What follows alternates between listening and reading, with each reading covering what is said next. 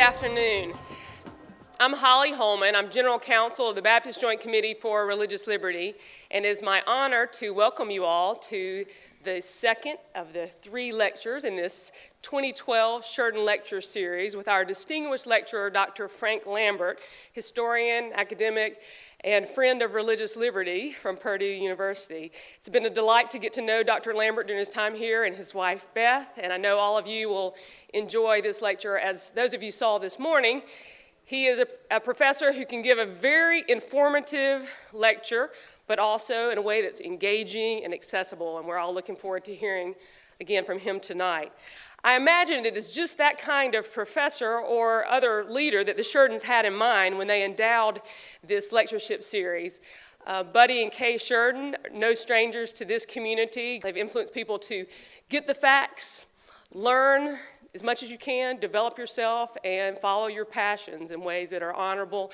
And this lecture series is one way that they have pursued their passion for religious freedom, and the BJC thanks them very much for their work. As General Counsel for the Baptist Joint Committee, I represent this group in Washington along with our Executive Director, Brent Walker, who's here with us, and our Director of Communications, Jeff Hewitt.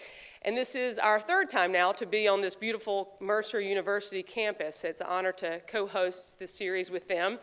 Wonderful faculty and administrators here at Mercer, and it's always great to meet the new crop of students. And we will be around after the lecture tonight. If there's students have any other questions or want to engage us more, we're always glad to do that. In the lecture this morning, Dr. Lambert talked about the importance of separating good and bad history. I work in a field where I can say there's a lot of good and bad religious liberty work. All Americans are proud to support religious freedom, but I wanted to say something for just a moment about what we do at the Baptist Joint Committee and how we support religious freedom. Our mission is to defend and extend religious liberty for all, and we do that by honoring our Baptist history that champions the idea that religion must be free, freely exercised, neither advanced nor inhibited by the government. That is our heritage, and that is something that has made a big mark on our country, and is something that we are responsible for maintaining, and we take that very seriously. We are the only religious organization dedicated solely to the mission of supporting religious freedom. So our decisions in what we advocate for are based upon that mission, and not any other goals that could sway you one way or the other in the current religious liberty debates. We're able to do that through the good work of many of our friends. It's so nice to see friends of the BJC here as part of the Mercer community in the greater area, and some who've driven a long way to be with us, and that's always an honor. We're supported by 15 member bodies, but also to a great extent we rely on churches and individuals who maintain passion for religious freedom, an understanding of the historic principle of church-state separation, and how that has been good for government and religion. And we thank you very much for your support. Without it, we would not be able to do the work that we do in Washington, monitoring Congress and in the courts, intervening in court cases, or like this, being on college campuses, engaging with students and other leaders on these issues. So thank you very much for being here. Thank you to the Sheridans for this time together and honoring us. And with that, let me have Dr. Lambert to come up and lead us in our next lecture on a secular and sacred alliance in the fight for religious liberty. We look forward to it. Please join me in welcoming.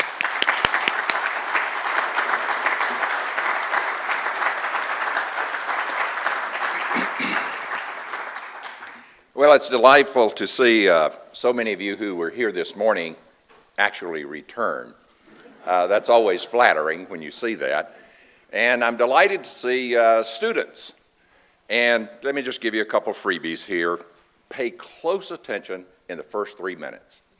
Write a few things down. It'll satisfy your professor and what have you. Take a little nap. Tune back in at the end. It'll work. You know, trust me. I know how these things work. But I know how you're here of your own accord. No coercion. I mean, there's a bit of an irony here. We're talking about religious liberty, and these people were brought in shackles. While I'm talking about students, I want to and I hope I don't embarrass him, single out one student, and that is Ron Johnson, my student. Ron, please stand up. He's Ron's my favorite. I can say that since others aren't here. My favorite PhD student. He wrote a wonderful dissertation on the Haitian Revolution, and in fact, the relationship between the American Revolution and the Haitian Revolution, a wonderful original work, and it's coming out in hardback. Wonderful. When? Great. Trust me, that's huge. That's tenure. That's big. So wonderful. He's at Texas State. I'm absolutely honored that he came over here, and I'm also flattered that others of you drove a distance to get here. I understand the facts. You're on your way somewhere else, and you just stopped over, but anyway, I'm glad. As Holland said this morning, and let me just sort of frame what we're doing this week. There are 3 lectures, and I'm looking at the 3 claims made by a group of historians, very conservative historians, ultra-conservative, I would say, who are styled in the popular press as, quote, evangelical historians. And their argument runs this way. The first claim is America was founded as a Christian nation, explicitly as a Christian nation, for Christian purposes, based on Christian principles. Secondly, that view of American history has been undermined by secularists, modern-day secularists, liberals, and all other evil people. And that's the one we're going to talk about this afternoon. And then tomorrow in chapel, right, is the third, is the last one, and that is on the separation of church and state. These historians that I referred to deny that there was every intention for separation of church and state. They base that on the fact that phrase is not in the Constitution. I hope we, if not putting a dent in that, maybe even blew a hole in it. It's an argument from silence that's rather silly, quite frankly. So this afternoon, I would like to come to talk about the sacred and the secular. It seems to me that we're in a time in our society that is polarized in many different ways, and certainly it's polarized over the place of religion in American public life. On the one hand, there are the people from the far religious right who think that everything ought to be phrased in religious language. They deny any kind of secular influence, and they blame secularists for undermining religion and religious freedom. I'll say more about that in a moment.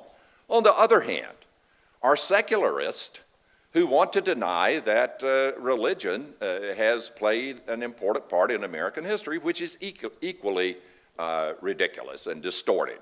Without question, religion has and does play an extremely important role in American history, as does secular influences. And I noted this morning, and I will say this, I got this from historian George Marsden. George Marsden. Great historian, obviously name just rolls right off my tongue there. But he is a fine historian and a real gentleman to boot.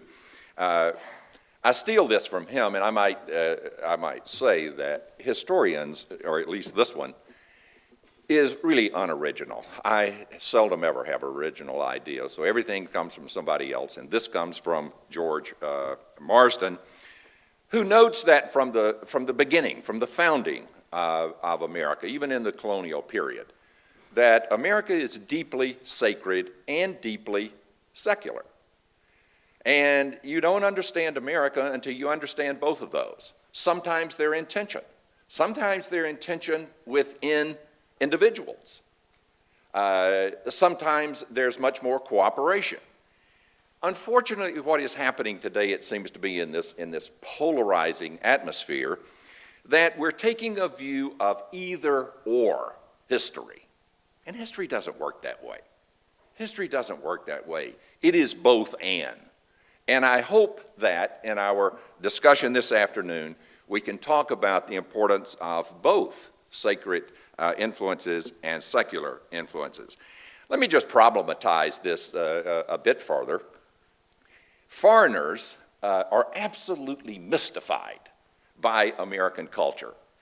On the one hand, they see Americans as totally secular, the most secular people on the face of the earth, consumed with the almighty dollar. We are the capitalist. One's worth, literally, is defined by capital, by net worth. And so foreigners look at us and say, gee, that is a secular society.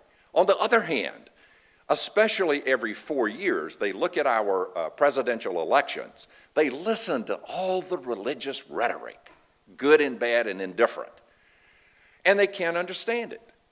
I mean, here are people who are so religious, they wear their religion on their shirt sleeves. I had an interview, I was interviewed by Veja, which is a Brazilian Newsweek, if you will, and the reporter was asking me to explain the place of religion in this year's GOP campaign. I started to tell her good luck and hang up, but I tried to talk for 45 minutes, and I'm not so sure that she was enlightened at all. But she was mystified. She said, I really don't get it. The world sees you as these people who are consumed with money and consumed with spreading capitalism around the world. And on the other hand, we're a republic down here. We don't talk about religion all the time. Religion isn't an important part of a presidential campaign's rhetoric. So this question of secular and sacred is one that has appeal or at least interest both at home and abroad. Let me offer a couple definitions, working definitions, and then later on I'll give you John Cotton, the Puritan minister John Cotton's take on sacred and secular. And I might hasten to say that many times the line between what's sacred and what is secular is blurred and sometimes shifts. I would characterize it, if we were using PowerPoint here, which I try not to use at every point I can, but if I were, there would be two concentric circles, one labeled sacred, one secular, and there would be a fair amount of overlap in there. And perhaps over time, that overlap period would either contract or expand. By secular, I'm talking about things of this age, things of the world, if you will, if you want to put it in spiritual terms, versus things of eternity or of the world to come. So sacred is holy, it's set aside, it has to do with God, sacred things of this earth. Certainly Jesus understood the difference between sacred and secular. And was very much concerned about boundaries. I mean, for example, when he walked into the temple and drove out the money lenders or money changers or whoever they were, the capitalists who were in there trying to make a buck before services began, he was not saying, I am opposed to money changing. He didn't say, I'm opposed to money lending, I'm opposed to merchants or capitalism or any of that. But he was saying, this isn't the place, this isn't the time. And he was concerned about the boundaries between the two. Now, it seems to me that the argument that the religious right makes that religion is under attack, and it's under attack from secularists, is a misplaced argument. First of all, if you look at any poll, the last one I saw, 91% of Americans believe in God. Where are the atheists? Where are all of these people that despise religion? There may be some, but they're not there in large numbers. And the other piece of it is the people who are attacking the religious right, for the most part, it's the religious left, or it's believers. people who say they don't represent my view of Christianity. And so it seems to me that this whole notion that religion is under attack is misplaced. And quite frankly, you know, if you attack particular views that are harmful, that lead in the wrong direction, what's wrong with that? What's wrong with pointing out those things? It seems to me when you have religious views that trample on basic justice, on the rights of human beings, that think that poverty is 100% the fault of the impoverished, who never find a war that they don't like, that ought to be called out. That ought to be talked about. Well, I don't know how this sense of crisis that the religious right says that we're in, a crisis of faith or whatever, I don't know how that got created, but I do know as a historian that this isn't the first time that there has been this sense that we have lost our way. We started out as one people and we have lost our way. Let me mention 3 examples. Look at all the students. It happens every time. If you say 3, you've already written down 1, 2, 3, right? Good. You know, you're doing it right. Number 1, 1827 was a controversy over the deliverance of the Sunday mails, of delivering mail on Sunday. Congress had passed, under great pressure from merchants, had passed a law in 1810 that post offices would remain open on Sunday. And the reason is, merchants said, look, we need our sales flyers to go out. We need our invoices to go out. We need money to come in. That's what commerce is about. So Congress passed that law.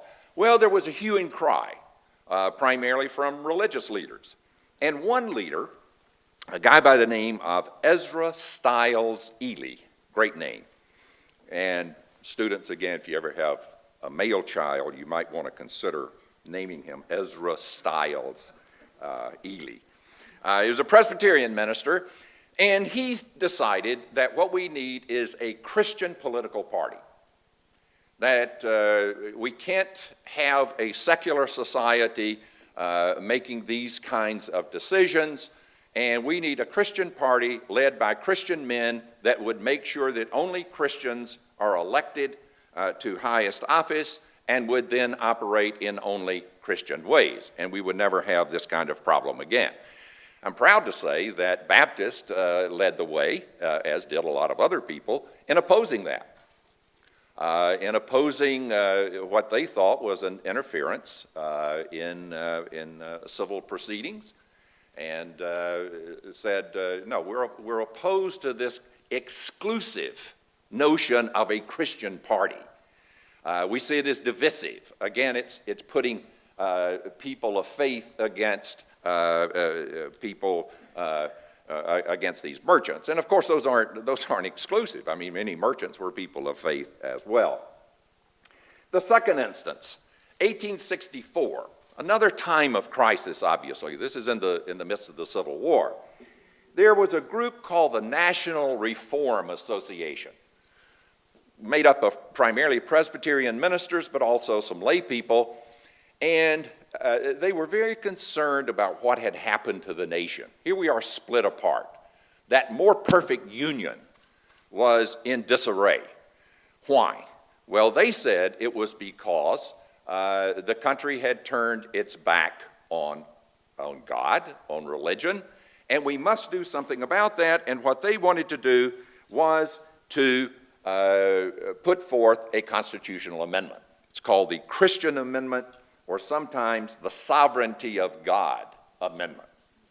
As we talked about this morning, in the preamble to the United States Constitution, there's no mention of God. There's no mention of the sovereignty of God, and that was very upsetting to some people who expected that.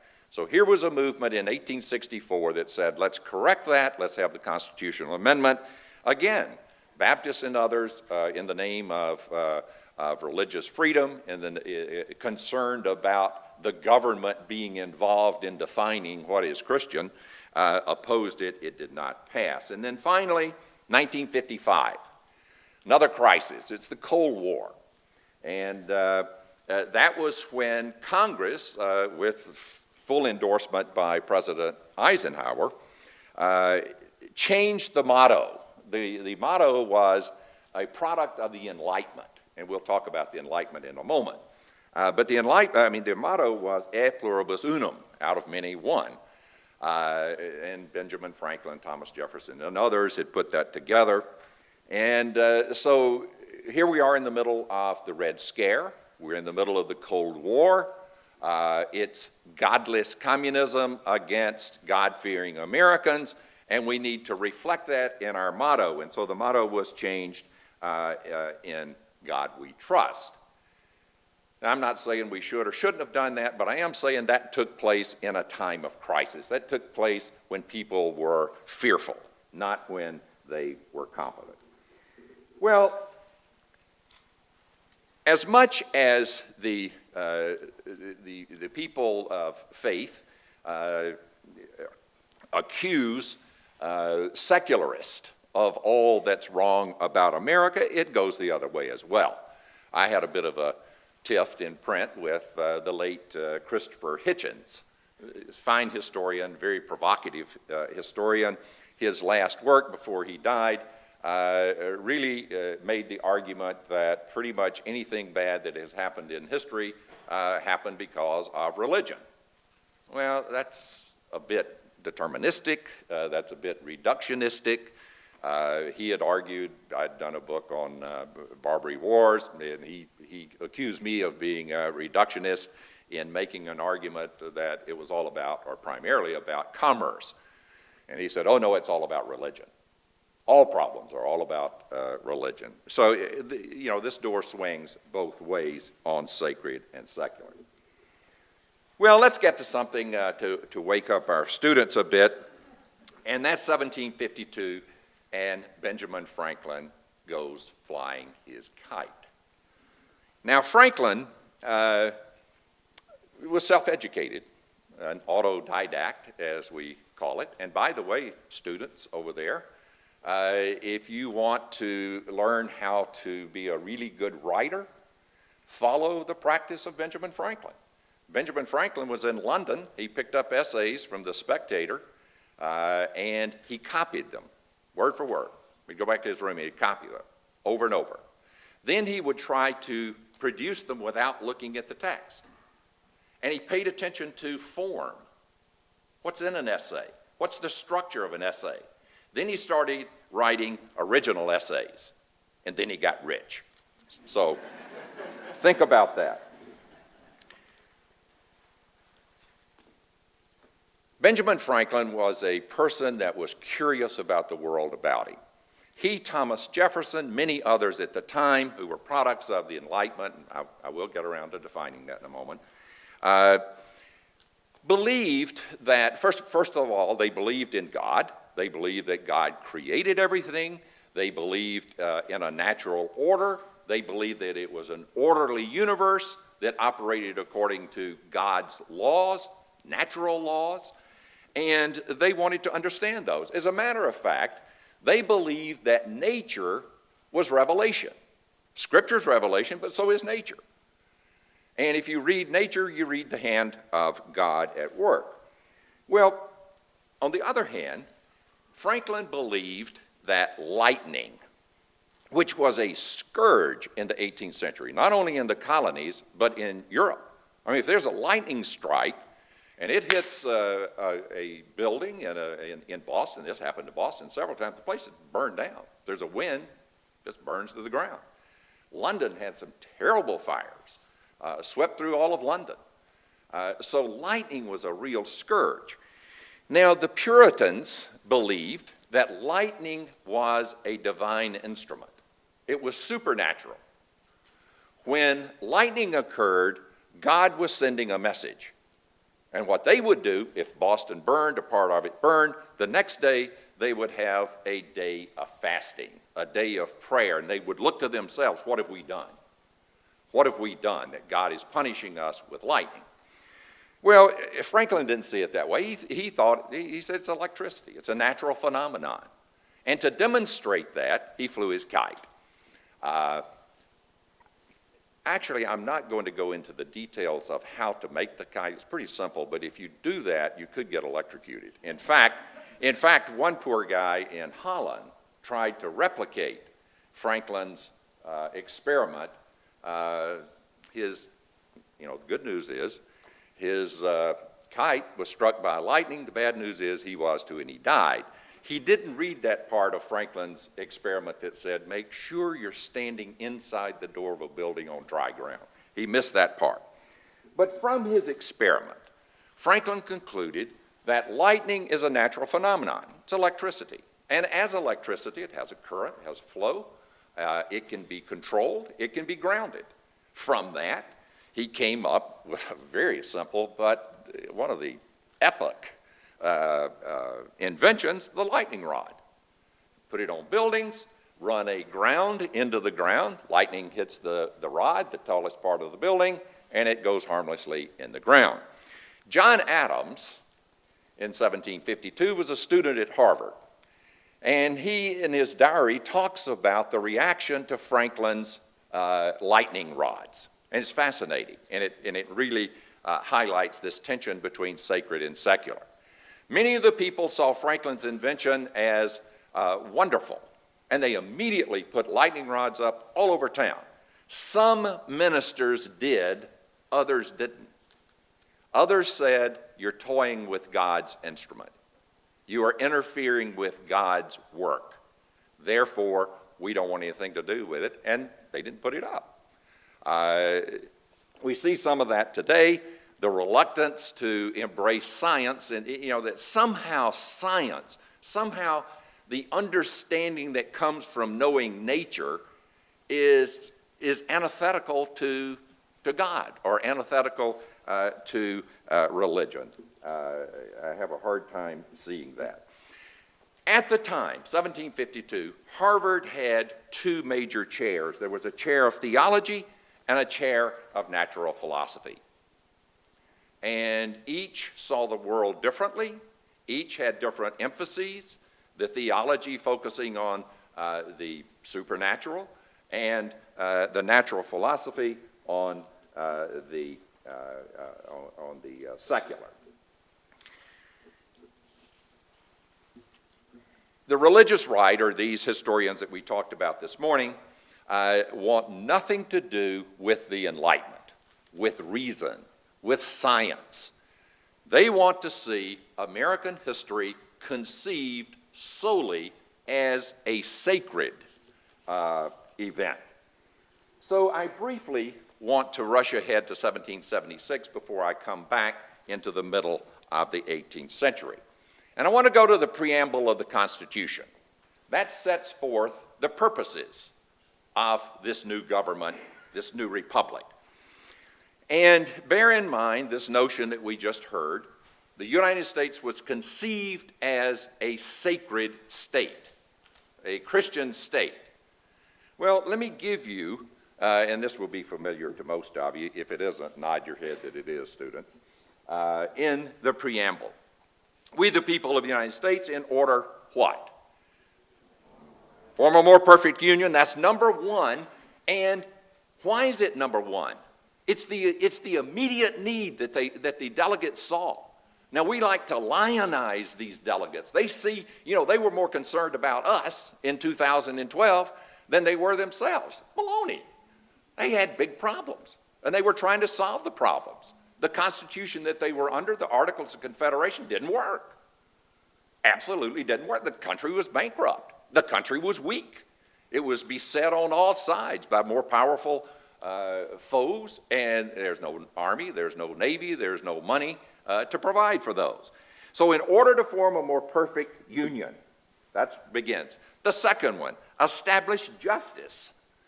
That means whatever we do in putting together a republic, we've got to have equal treatment, fair treatment of the people and the states under law. It's going to be the rule of law. Third, let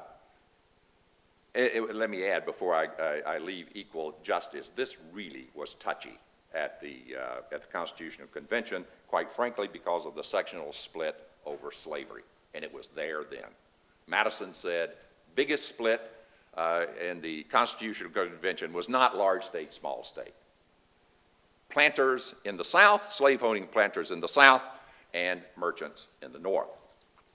Third one, ensure domestic tranquility. Why do you think they put that one in? Shays' Rebellion. Daniel Shays, a veteran of the American Revolution, is leading, guess what? He is leading a tax revolt in western Massachusetts. And, you know, he and some of his farmers go to tax collectors who come out of Boston, and they take pitchforks and put them at their necks and say, I don't think you want to sign that document taking away my neighbor's land. And guess who the lieutenant governor was back in Boston saying, we can't have this kind of tax protest? Samuel Adams. Irony all over the place. He who led the Boston Tea Party and what have you. The next one, promote the general welfare. That's one of those ambiguous features of the Constitution. What does it mean? Promote the general welfare. In 1776, it meant at least to provide infrastructure, roads, communication, vehicles, and what have you, and education, public education. And secure the blessings of liberty to ourselves and our posterity.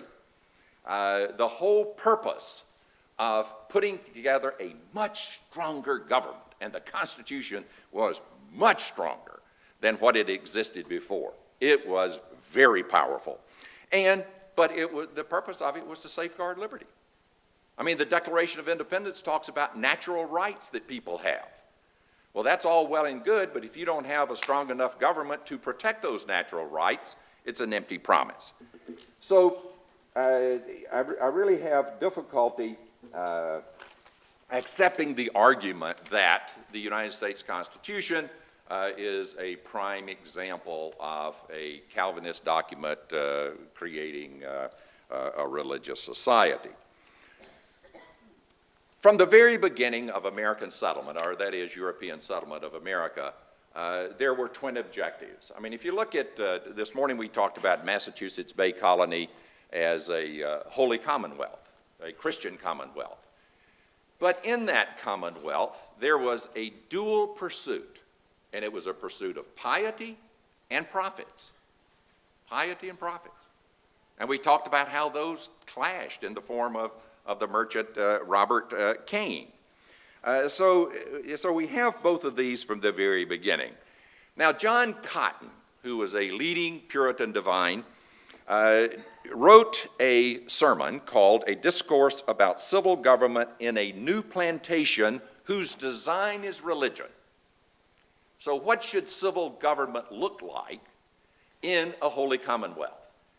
Now, let me hasten to say that that Cotton does a nice job defining that, but he also was one of the leading offenders in violating what he had written about separating church and state. Let me just read a bit about from this sermon. He began his analysis of how a government should be constituted in the Holy Commonwealth by asserting that both church and state have the same last, that's his word, last or ultimate end, and that is the glory of God. By that statement, he meant that all human endeavor falls under the ultimate rule of God and serves divine purpose. And guess what? So did Jefferson. So did Adams. So did Franklin.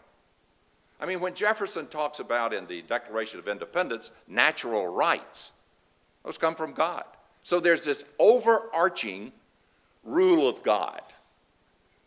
So everything else, devising civil constitutions and what have you, take place beneath that. So for those secularists who say that Jefferson and all of these guys were only concerned about secular matters, not true. So while both church and state serve this ultimate end of the glory of God, Cotton continued to say they differ in their next ends. There are more immediate ends. That is, in their more immediate operations and goals. The purpose of civil order and administrations is the preservation of human society in outward honor, justice, and peace, while that of church order and administrations is the conversion, edification, and salvation of souls, pardon of sin, power against sin, peace with God, etc. And it's this understanding that led almost every single colony, and even the states, to put in their constitutions a clause that said ministers could not hold office in civil government. And it wasn't because they didn't think that they would be good officials. It's because they thought what they were doing was too important. What they were doing in their sacred administrations, too important to be doing things in government. Leave that to other people. At the end of his sermon, he made a comment that I think we should heed. He warned that two extremes must be avoided in defining and maintaining a just harmony between these two different orders in administration. Number one, they should not be confounded. They should not be confounded, either by giving the spiritual power, which is proper to the church, into the hand of the civil magistrate, or as Erastus would have done, a matter of excommunication. And two, by giving civil power to church officers, who are called to attend only to spiritual matters and the things of God, and therefore may not be distracted from them by secular entanglements. I know some ministers today who didn't get that part about the secular entanglements, and they're up to their eyeballs in secular entanglements. I don't think you can really understand what's happening today with the tension between secular and sacred without understanding the two most transformative intellectual currents that flowed through America in the 18th century. I don't think you can understand the tension between science and faith without understanding this. And I'm talking about the Great Awakening, which was a religious revival, and I'm talking about Enlightenment. Now, people used to talk about the Enlightenment. But the fact of the matter is, Enlightenment was expressed many different ways in many different countries. There's a Scottish Enlightenment, a French Enlightenment, an English Enlightenment, American Enlightenment. All of them subscribed to certain principles that we will talk about, but they had local differences.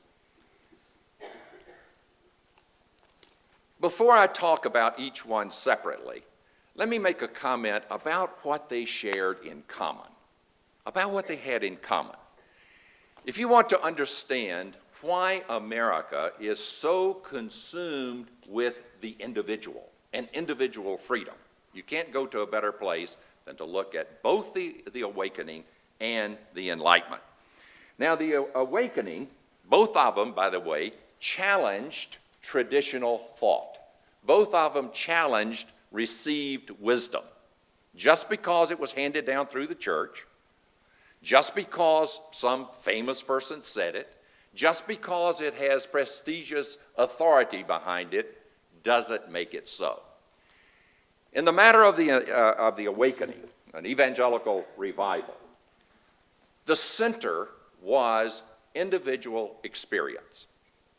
Conversion, salvation, call it what you want, is not a matter of simply memorizing a creed.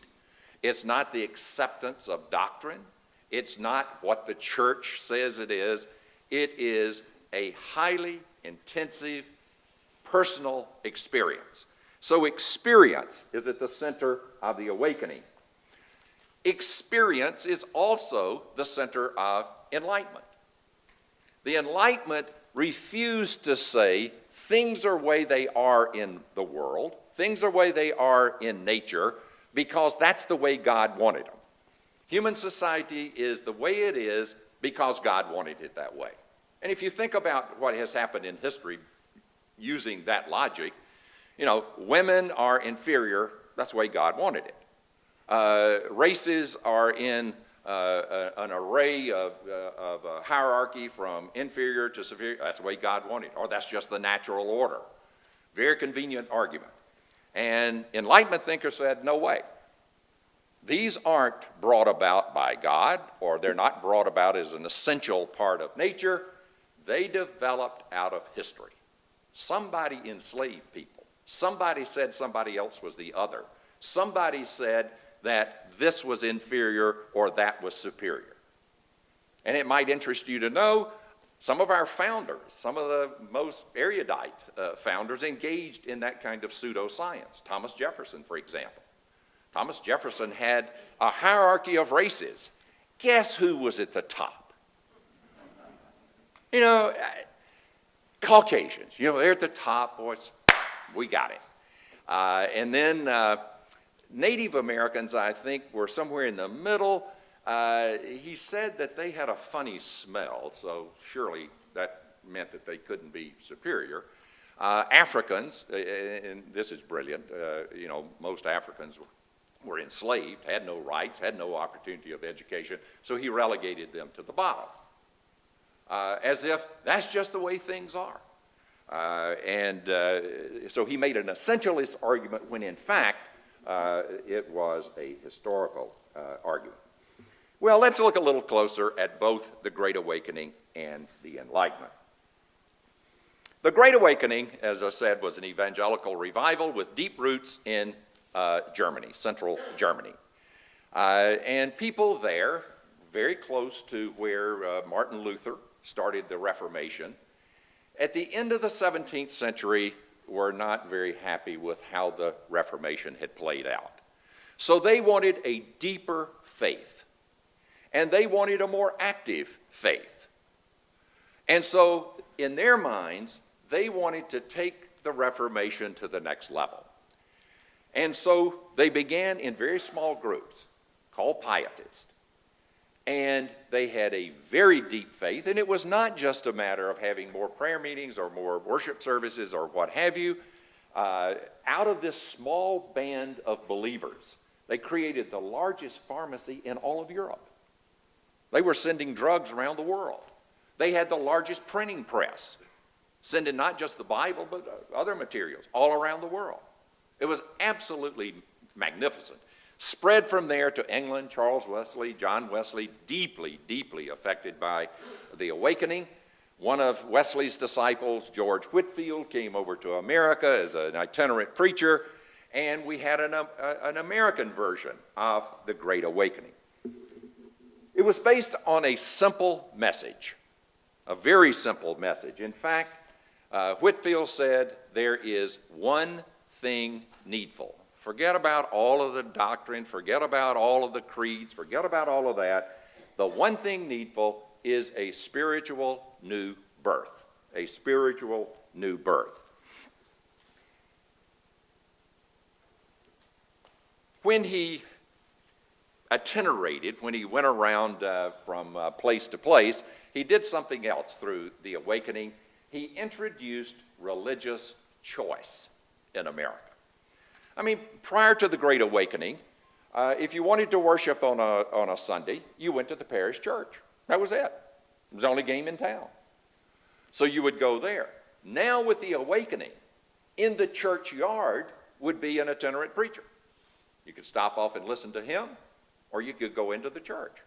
And there are great accounts, firsthand accounts of people doing just that. Some stayed under the tree and listened to the itinerant, others went inside. So now we've got religious choice. Let me hasten to say the Great Awakening was not embraced by all Protestants in America. On one hand, the Great Awakening was unitive. It brought people together all over America. On the other hand, it divided Christians. There were plenty of people who thought that Whitefield and others were too censorious, too critical of other religious groups, and they also thought that they were filled with what they called enthusiasm. And enthusiasm was a heresy. Enthusiasm meant that you thought that you had direct contact with God. You're doing what you're doing, or you believe in what you believe because God gave you a special message. That's very unsettling to Orthodox ministers, obviously. God gave them the message. So the Great Awakening was a spiritual revival, and I would contend if you look at American history beginning with that revival, it's a history of revivals. I mean, America over and over. We have a second Great Awakening at the end of the 18th century, beginning of the 19th century. Charles Grandison Finney in the 19th century, latter part of the 19th century. We got Billy Sunday. 20th century, most of us probably would know better, Billy Graham. And unfortunately, his son is continuing it. But there are plenty of examples throughout American history, this notion that religion must always be alive, awakened, fresh, that people need to be brought back to that individual experience.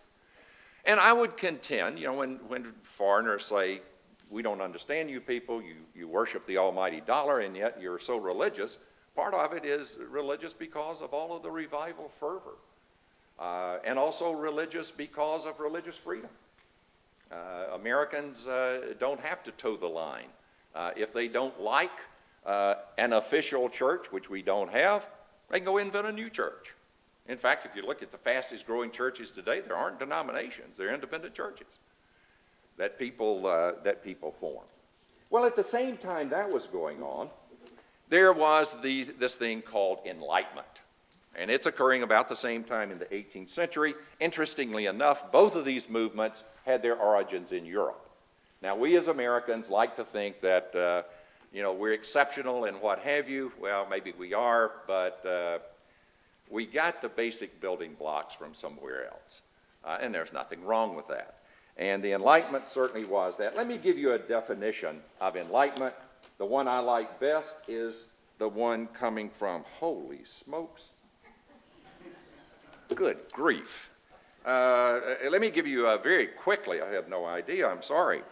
Let me give you the understanding from Immanuel Kant. Enlightenment is man's emergence from his self-imposed immaturity. Immaturity is the inability to use one's understanding without guidance from another. This immaturity is self-imposed, when its cause lies not in lack of understanding, but in lack of resolve and courage to use it without guidance from another. And he ends up by saying, think for yourself. And to you students, if you don't learn anything else at Mercer, I hope you get the tools, I hope you get the confidence to think for yourself. Because I will assure you, there are all kinds of people waiting to tell you what to believe and to tell you what is truth and what have you, and you need to work that out. Let me close rather abruptly here by talking about how secular leaders and sacred leaders came together in the aftermath of the Awakening and the Enlightenment to fight for religious liberty. You know the story of the fight for religious liberty in Virginia, but I want to extract a piece or two of that. Patrick Henry, very passionate guy, moved in 1785 to alter the language that Thomas Jefferson had put in the Statute for Religious Freedom.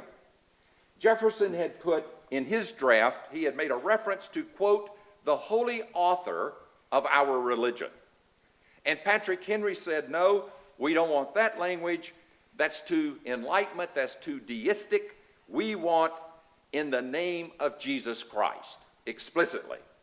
He went on to say, who can argue with that? We are a Christian nation. Let's put Jesus Christ in this document on religious liberty.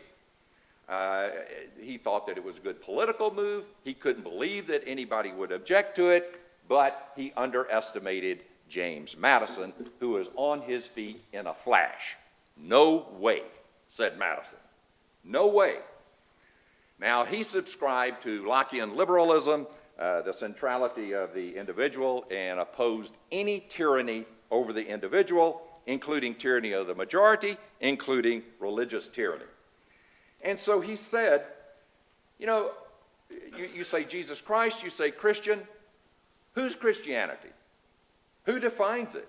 By what authority? Is it the Bible? If so, what edition? What translation? Within the Bible, which books? Or do you deem to be canonical? And which one's apocryphal? Outside of that, whose interpretation? Whose interpretation decides which of the sacred scriptures will prevail? Is it going to be the Trinitarians? Is it going to be the Unitarians? Is it going to be the New Lights, the Old Lights? Who is it going to be? Evangelicals or Episcopalians? And he said, God forbid, if Christians can't work out what Christianity means, then the government will decide. And here we have put government in the business of faith. That which should be secular is now defining that which would be sacred. I apologize to you. I got carried away. I used to be able to time these things down to the second. I'm getting old. I've lost a step. Let me close with this. I think we face issues today that would put Henry and Madison on exactly the same sides of the debate as they were in the past. We talked a bit this morning about prayer in school. Big issue. I'm sure that Henry would say, we got to have the kids praying in school, and they need to pray out loud. We're a Christian nation, and what have you. And I'm sure Madison would say, whose prayer? Who's going to write that prayer? The fact of the matter is, as we said, students can, and I'm sure these up here before test and what have you, do pray and pray without ceasing. Beth and I in our home, our first home in Louisville, had a very special closet. Jesus said that when you pray, there shouldn't be a big public display. When you pray, you go in your closet and you pray to God. This isn't about theater. This is about praying to God. And a fellow by the name of Gaines Dobbins, a professor at the seminary, built our house. And there's the story that he would come home it was across the street from the seminary, and he would come home after a hard day. Students had been unresponsive. That doesn't apply here, but faculty meeting had been tedious. It had just been a horrible day. He came in, barely accepted Mrs. Dobbins' peck on the cheek, and he said he walked upstairs. He went literally into the clothes closet of his bedroom. He closed the door and said, "Damn!" So, maybe we all need that kind of thing. Well, now I'll close for sure. Thomas Jefferson was not present with Benjamin Franklin when he flew his kite, but Franklin's embrace of science certainly was something that Jefferson had a passion for. If you've ever been to Monticello, you know that Franklin was a scientist and a practical inventor at every point. But at the same time, Jefferson, like Franklin, was a champion of religious liberty, and religious liberty for everybody. What he said after the passage of the Virginia Act for religious freedom, he said, now everybody is under the mantle of the protection of this law, the Jew and the Gentile, the Christian and the Mohammedan, the Hindu and infidel of every denomination. Tomorrow in chapel, we'll talk about how the separation of church and state is the vehicle to keep that kind of freedom in place. Thank you. I apologize for going so long.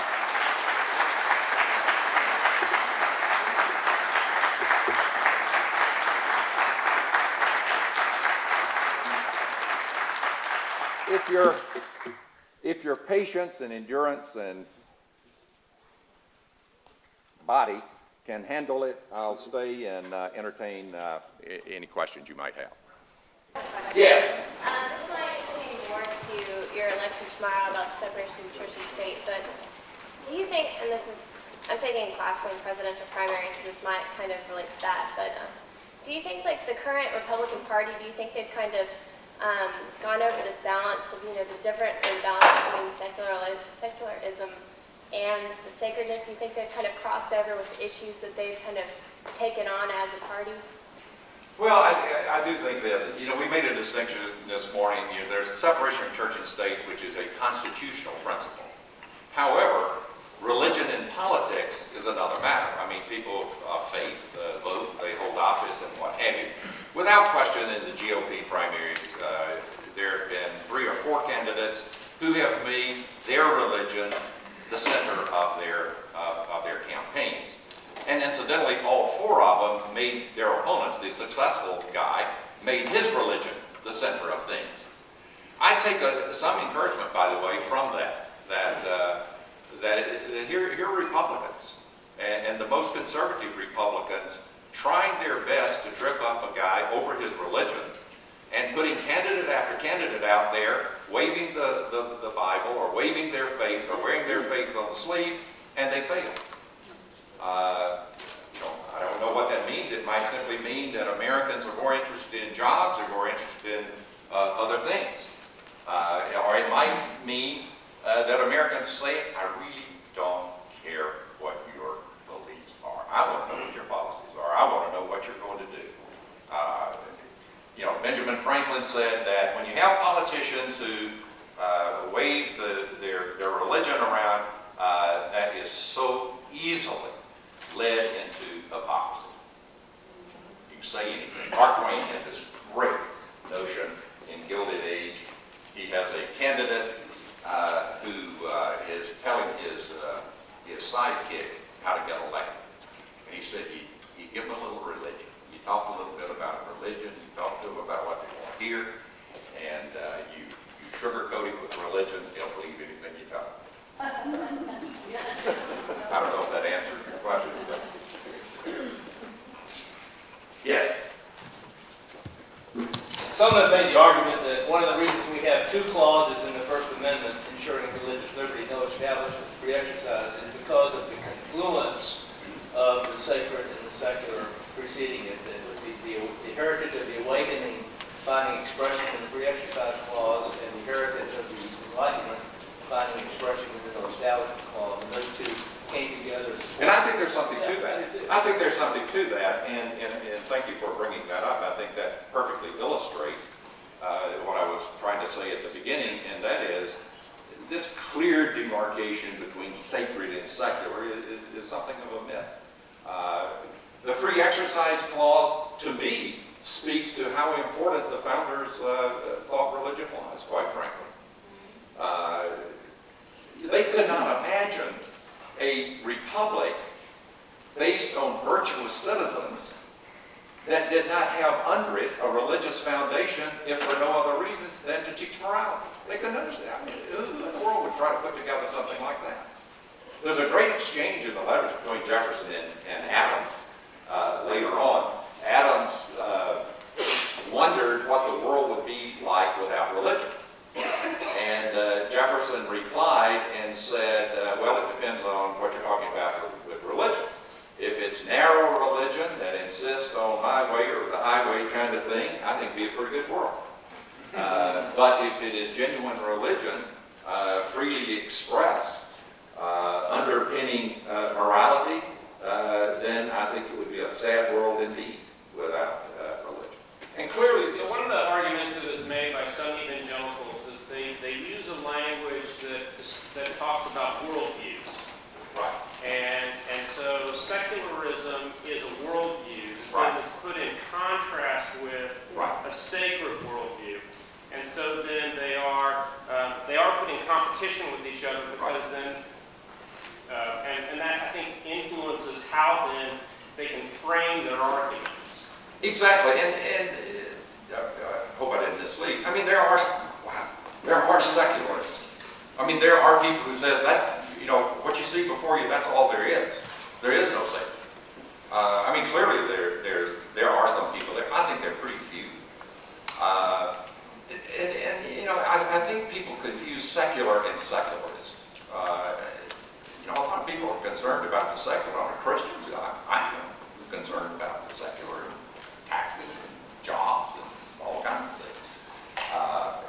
And I think sometimes there's that kind of confusion. But I think you're right.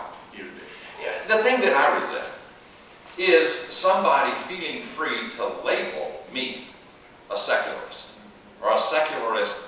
What's it called? Secular humanist. I don't know what that is. I can barely spell it. But it's the notion of saying you don't believe as I believe. You're not concerned about this laundry list of things that we're concerned about. Therefore, you're outside the paper. And you must be this wild-eyed secularist.